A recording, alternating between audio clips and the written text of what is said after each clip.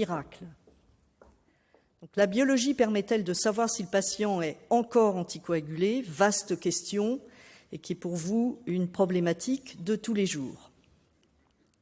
Vous voyez ici l'arsenal des anticoagulants en 2023, qui s'étend, vous savez, d'année en année, avec à droite principalement les dérivés hépariniques, qui sont des anti-DISA majoritairement, qui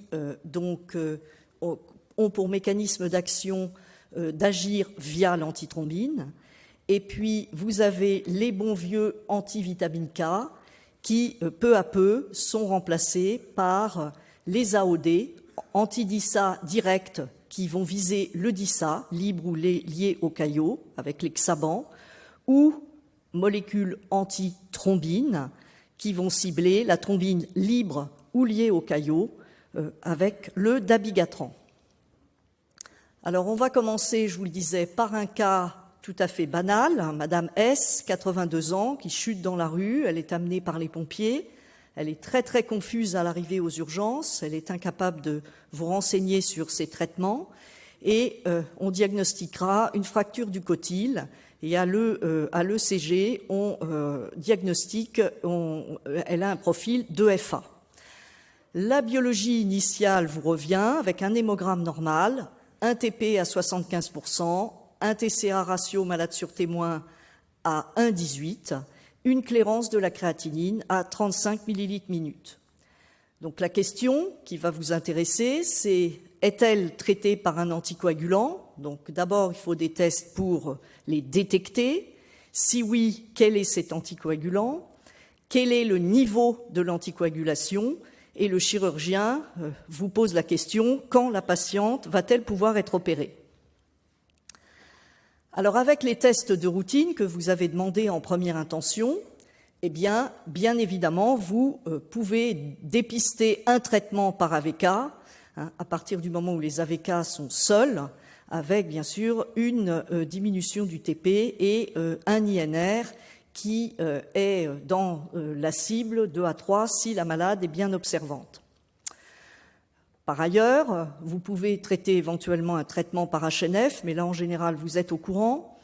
Et là où c'est beaucoup plus complexe, eh bien c'est avec les AOD, où vous pouvez avoir un patient sous anticoagulant et des tests strictement normaux, comme au contraire modifiés. Et donc, si les tests sont normaux, ils sont à ce moment-là, ces tests sont tout à fait insuffisants pour exclure la présence d'un anticoagulant en circulation, pour identifier de manière spécifique cet anticoagulant, et évidemment, ils sont encore plus insuffisants pour quantifier l'anticoagulant. Alors, pourquoi c'est cette variabilité? C'est qu'en fait, il existe une sensibilité donc extrêmement variable du temps de quick et du TCA aux AOD en fonction des réactifs que le laboratoire utilise. Et vous avez ici l'exemple de l'apixaban avec une étude réalisée il y a plusieurs années par Isabelle Gouin-Thibault, et vous voyez que donc pour le seuil normal indiqué par la ligne horizontale rouge en pointillé, eh bien vous voyez que pour des concentrations substantielles en apixaban, eh bien vous pouvez avoir des tests tout à fait normaux.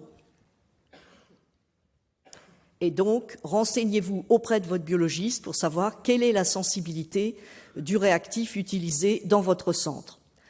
On s'était aussi intéressé il y a quelques années à voir si, en combinant TP et TCA normaux, quelle était la valeur prédictive négative pour prédire, qui permettait d'exclure, des seuils de rivaroxaban ou d'apixaban supérieurs à 30, 50 ou 100 nanogrammes par ml.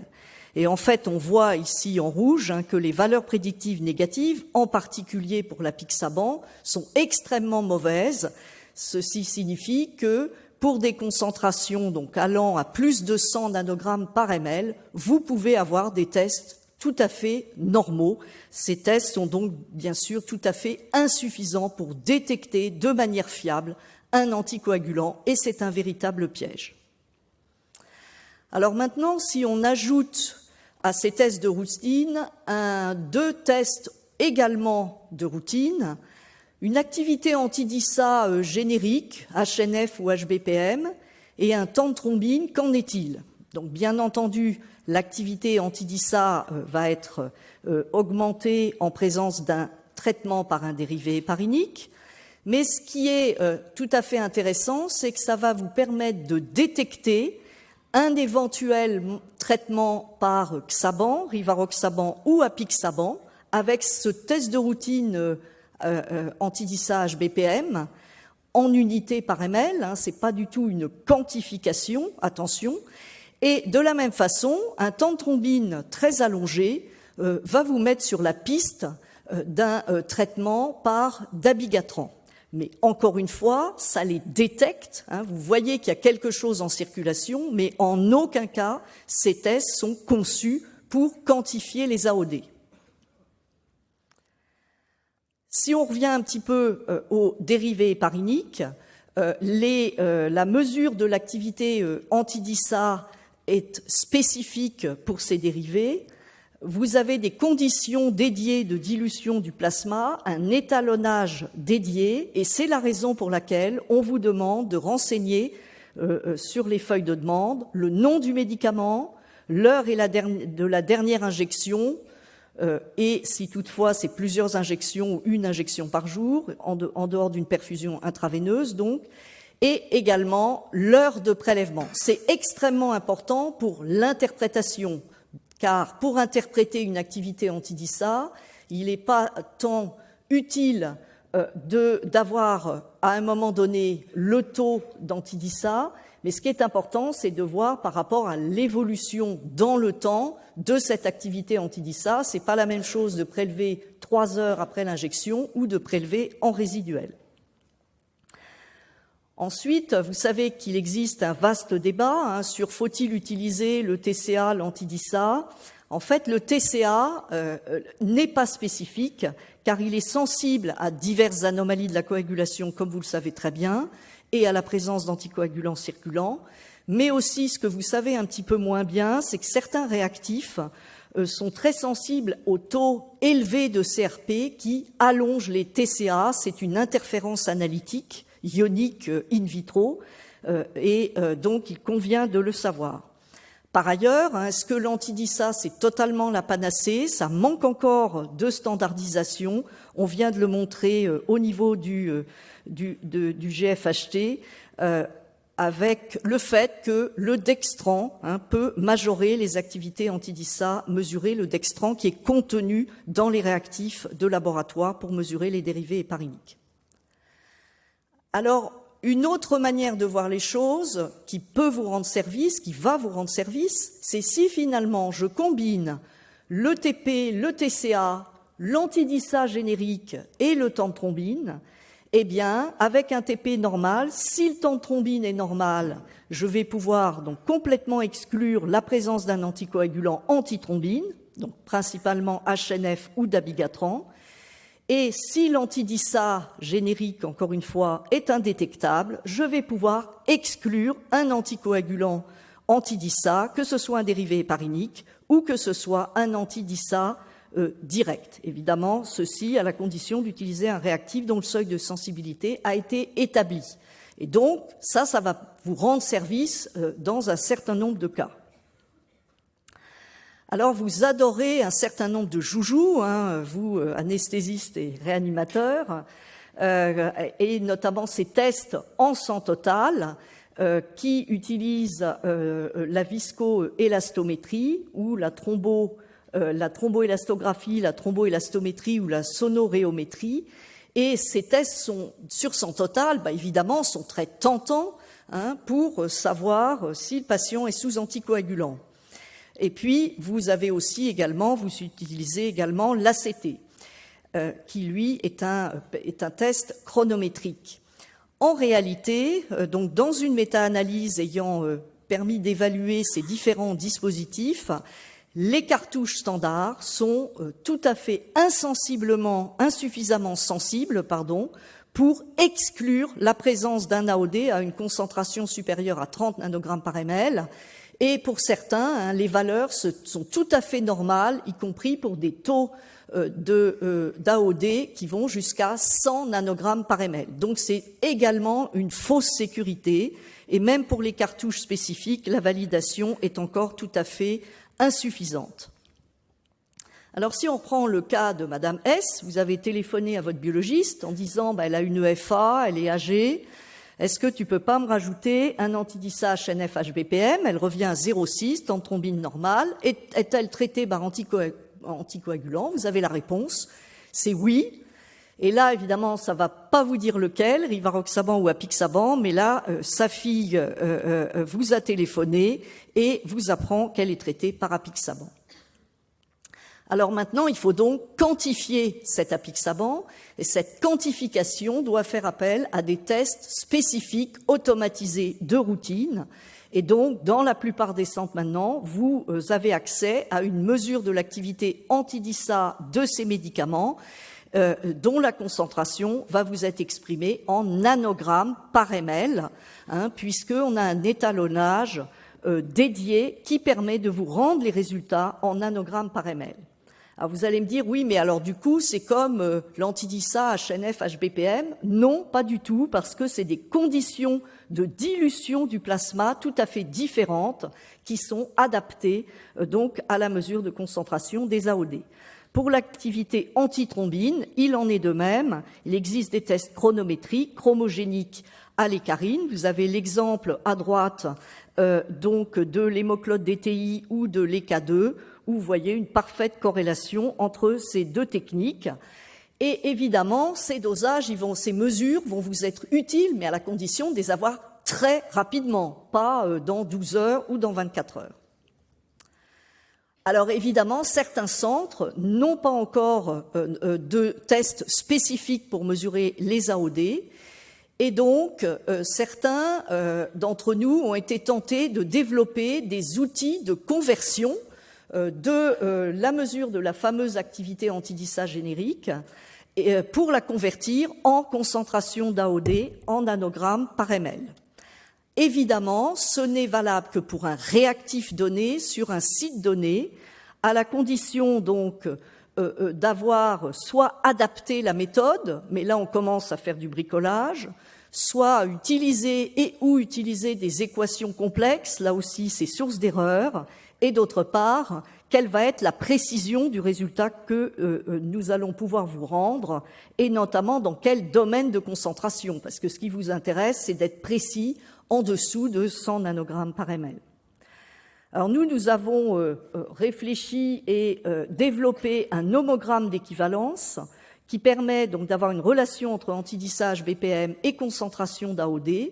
Et donc nous avons sur une grosse cohorte de patients divisé entre une cohorte de dérivation et validation, et vous avez les résultats de la cohorte de validation qui vous montre au passage que la relation n'est pas du tout linéaire et qui a permis donc d'établir ce nomogramme. Et par exemple, le 0,6 de notre patiente, eh bien, on vous dit que elle était à 37 nanogrammes par ml avec l'intervalle de confiance. Je te coupe. S'il vous plaît, vous pourrez renvoyer les diapositives, on ne voit plus rien. Ah, c'est embêtant. Non, oui, moi je vois. Non. Dans la cabine, on n'a plus rien. Vous n'avez plus rien depuis quand? Ça fait 10 minutes en fait. Allô, allô, la cabine. Nous n'avons plus de diapositives. C'est pas vous?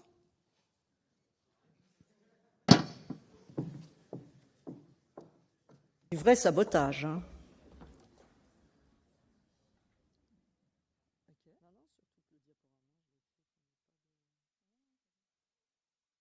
Ah, alors vous en étiez où? On va voir si vous avez suivi. Vous l'avez vu le nomogramme? Ça, vous avez vu.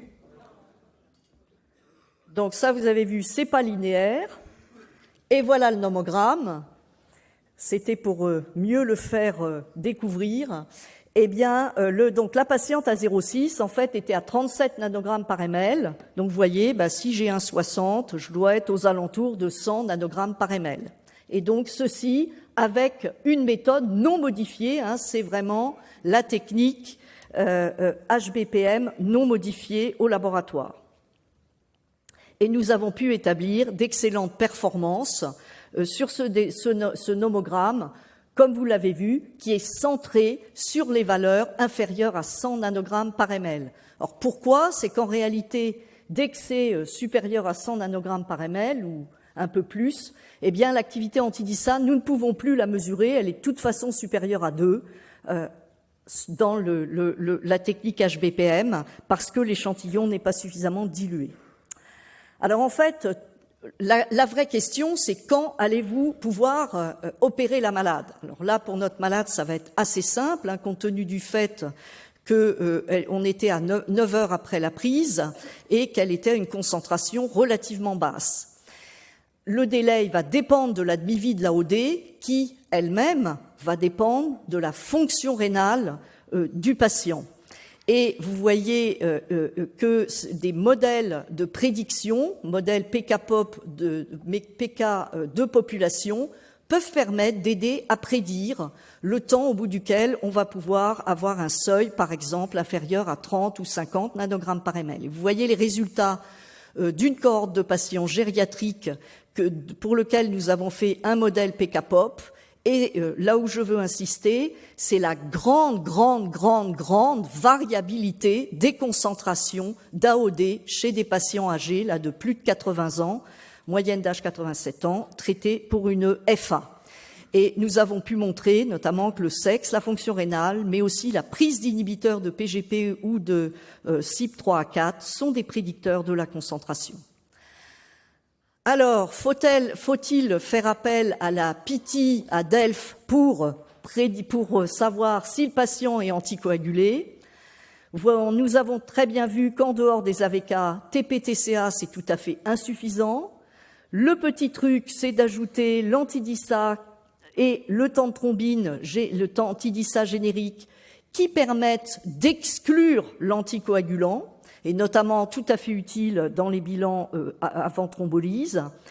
D'autre part, pour quantifier les AOD, il faut utiliser des tests spécifiques, et ça coûte pas si cher que ça au laboratoire. Demandez à vos labos d'avoir les tests spécifiques et de rendre des résultats dans des temps qui sont utiles pour vous. Bien sûr, interpréter les résultats en tenant compte de l'heure de la dernière prise. Et si vraiment vous n'avez pas de test spécifique, eh bien, il y a quelques outils de conversion qui sont validés pour un réactif donné. Donc, bien les utiliser à condition de les avoir validés in situ. Voilà, je vous remercie.